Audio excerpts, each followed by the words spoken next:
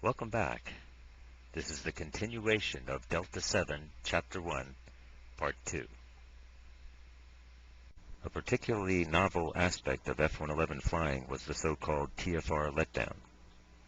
This maneuver could be particularly unnerving to those new to the F-111, especially when accomplished at night.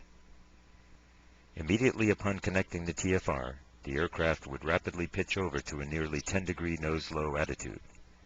It would maintain this gentle descent until about 5,000 feet above the ground, when it would pitch over further and begin screaming towards the black void below.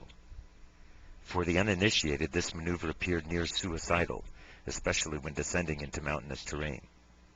During this maneuver, a pilot caught occasional glimpses of potentially deadly hills gliding past the cockpit canopy, while wisps of clouds or lines of trees on these summits would compete for his attention.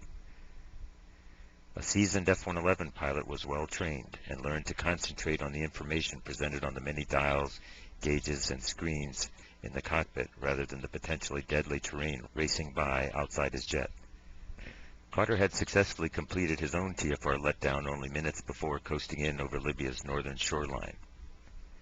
As they streaked ever closer to their target, Carter pulled down his oxygen mask and took a sip of water from the small flask he was carrying in his anti-G suit.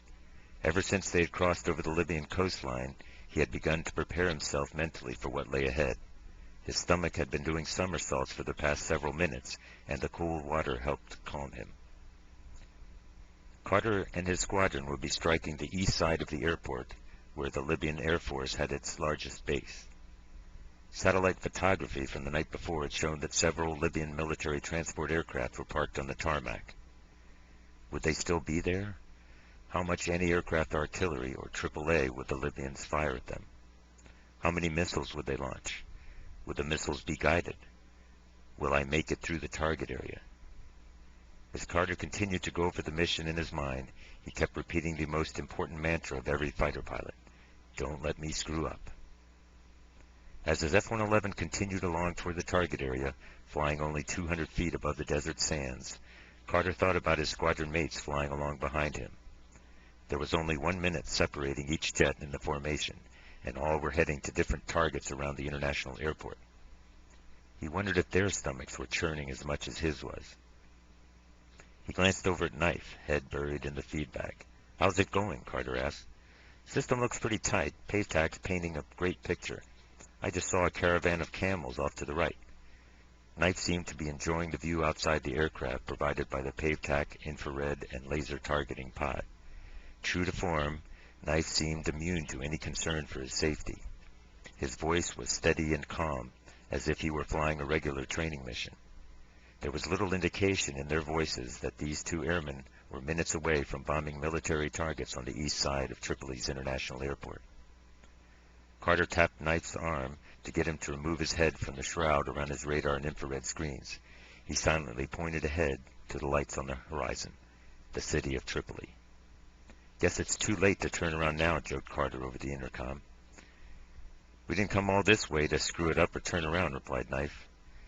Suddenly, off in the distance, they could see violent flashes augmenting the nighttime lights of the city.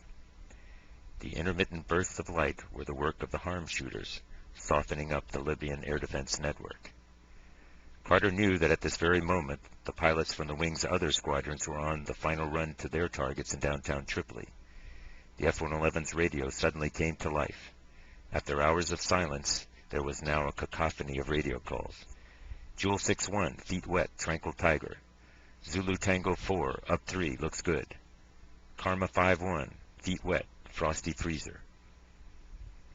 As Carter listened to the frantic radio chatter, he tallied up the results. Jewel 6-1 and Karma 5-1 were calling feet wet. That meant they were returning north away from Libya. Tranquil Tiger indicated a successful strike. Frosty Freezer, on the other hand, indicated an unsuccessful target run. The other gibberish about Tango Zulu meant nothing to Carter. Must be some Navy lingo, he thought.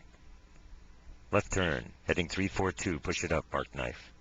"Roger, master arm on," replied Carter, pushing the jet throttles up to increase the F-111 speed to 600 knots for the final run towards the target area. Now was not the time to think about the other air crews in his wing. He had enough to do in his own cockpit, his own target to hit. 1 minute, Carter said, calling out the readout from his heads-up display, indicating the time remaining to weapons release. In 1 minute, they would be over the airport tarmac, releasing their 12 500-pound parachute-retarded bombs. Carter watched the unbelievable light show unfolding ahead. It was almost beautiful, definitely surreal, but potentially lethal. Every single Libyan with a gun seemed to be firing wildly into the sky. Tracer rounds were scratching arcs of light all over. Eerily, he could see the bright illumination of the international terminal in the distance off to his left, and could make out the individual civilian aircraft parked at the terminal. It would appear that no one on that side of the airport was aware that attack was underway and had not turned off any of the airport lighting. The attacking jets were fortunate, as it appeared that the Libyan gunners were shooting blindly. Carter realized that there was still an awful lot of lead in the sky ahead, and he found himself fighting the urge to flinch. Despite all the lethal mayhem around him, Carter's training kicked in. He took a deep breath and scanned his instruments. Airspeed, 5 knots slow, speed up. Steering bars, very slight deflection to the left. Ease the stick over in that direction to center it up. Altitude, steady at 200 feet. Threat scope, clear. TFR radar, normal. In the distance, a continuing series of explosions were lighting up the night sky over downtown Tripoli. Carter's jet continued ever closer to the target. They were now within the airfield boundary. He could make out the blurred shadows of runways and taxiways whizzing by his speeding F-111. 20 seconds, Carter called out.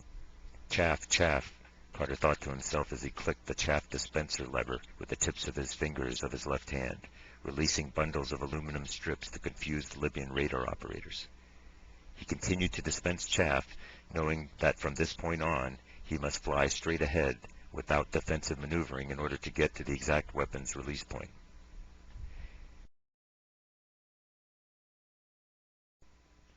This is the end of Chapter 1, Part 2.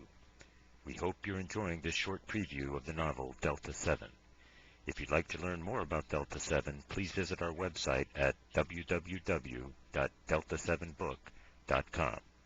To enjoy the final part of the first chapter, please select Chapter 1, Part 3. This is John Cathcart, the author. Thanks for watching.